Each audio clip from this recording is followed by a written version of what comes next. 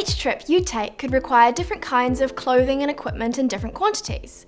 However, no matter what you're doing, there are some basic essential items you'll want to start any trip with. They are food and water. You'll want to stay fueled up for your adventure. Clothing, both what you'll be wearing and spare stuff for in the evenings or when the weather changes. Cooking equipment. You can't create a gourmet feast if you've got nothing to cook and eat with.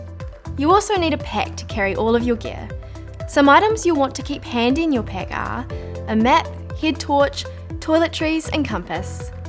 Emergency supplies like a first aid kit, fire lighting material, a whistle and a communication device. A shelter. This could be a tent or bivvy bag.